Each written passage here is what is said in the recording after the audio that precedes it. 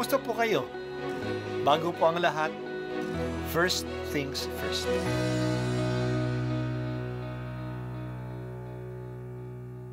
Good morning po. Sinisimulan po natin ngayon ang first things first. At dito po, tinatalakay natin sa unang bahagi ng umaga natin ay ang first readings na binabasa po sa banal na misa. Ito pong tinatalakay natin kasi madalas po marami na tayong alam tungkol sa gospel readings. Pero konti po ang nagsasalita sa first readings. Pero ang first readings, bahagi din po yan ng Biblia, ng banal na kasulatan. Kaya susubaybayan po natin ang mga first readings, basahin po natin at kuminsan kailangan ng basahin ng 2 o 3 beses bago maintindihan kasi hindi po tayo familiar sa mga istorya at sa mga kaisipan na tinatalakay dito. Ang simula ng ikalawang sulat ni Apostol San Pablo kay Timoteo.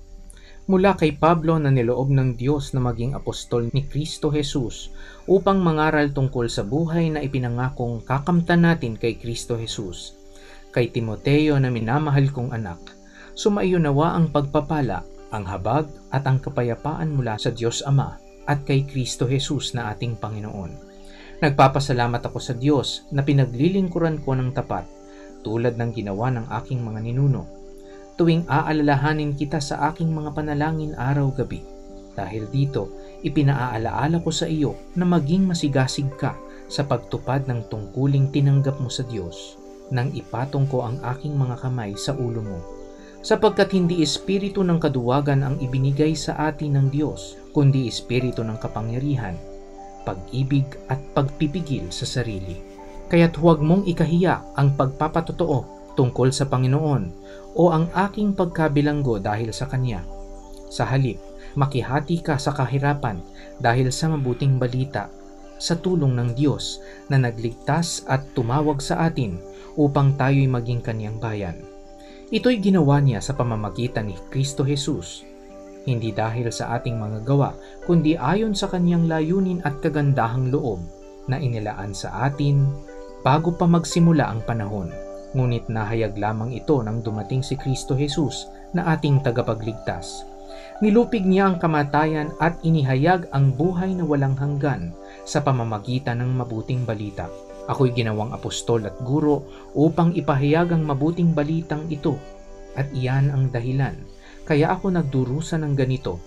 Gayunmay, hindi ko ikinakahiya ang nangyayaring ito sa akin, sapagkat lubos kong nakikilala ang aking pinananaligan at natitiyak kong maiaangat Niya hanggang sa huling araw ang ipinagkatiwala ko sa Kanya. Ang salita ng Diyos. Salamat sa Diyos. Si Timoteo ay parang anak na ni San Pablo. Binata pa siya nung siya ay kinuha na siya ni San Pablo sa Listra upang maging kasama niya. Siya ay nirekomenda ng mga taga roon na isang taong maaasahan sa misyon. Kaya naging kasama at katiwala siya ni Pablo sa mahabang panahon. Si Pablo ang nag-ordain sa kanya bilang obispo. Yan ang tinukoy ng pagpapatong ng kanyang kamay sa kanyang ulo. Ipinagkatiwala sa kanya na mamahala sa simbahan sa Efeso kahit na bata pa siya. Sa pagpatong ng kamay, binigay sa kanya ang Espiritu Santo, ang Espiritu ng kapangyarihan, ng pag-ibig at ng pagpigil sa sarili para sa kanyang misyon. Ngayong sinulat ang liham na ito, maaaring si Pablo ay nasa bilangguan. Siguro sa pagkabilanggo niya sa Roma. Sabi ni Pablo na huwag niyang ikahiya ang pagpapatotoo tungkol kay Jesus at ang kanyang pagkabilanggo.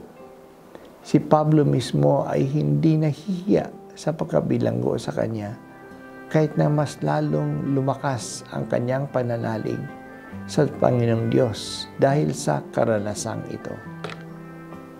Hinihikayat ni Pablo si Timoteo na makihati sa kahirapan dahil sa mabuting balita. Tutulungan siya ng Diyos na tumawag sa kanila na maging bahagi ng bayan ng Diyos. Ito ay nasa plano ng Diyos noong simula pang gawin niya silang bayan ng Diyos at nahayag ito pagdating ni Jesus. Maring dumadaan si Timoteo sa kahirapan kaya sinulatan siya ni Pablo. Bata pa siya noon kaya baka minsang nag-aalinlangan siya sa kanyang mga gawain. Pero pinapaalaala sa kanya na huwag siyang matakot. Makapangyarihan ang Espiritu Santo na ipinagkaloob sa kanya. Ang kahirapan ay bahagi ng ating pagpapahayag ng mabuting balita. It goes with the job of bearing witness. Kaya hinikayat niya tayo na makihati sa kahirapan dahil sa mabuting balita. Maganda ang paalaala na ito para sa atin. We will not be spared suffering if we follow the crucified Christ. Hindi ba sinabi ni Jesus na ang disipulo ay hindi angat kaysa kanyang guro? Kung ang guro mismo ay tinatawag ni Beelzebul na siyang prinsipe ng mga demonyo, ano pa kaya sila? Ano pa kaya tayo? Kaya maging handa tayo kahit na sa mga kahirapan at dadating ang kahirapan sa ating buhay. Dito natin makikilala na talagang maasahan ang ating pinaniniwalaan. Maasahan ang Diyos. Darating ang tagumpay pagkatapos ng krus. Patatigin mo rin ang loob ko, O Panginoon. Minsan ako ay nanghihina rin, pero hindi mo ako pababayaan. May tiwala din ako sa iyo.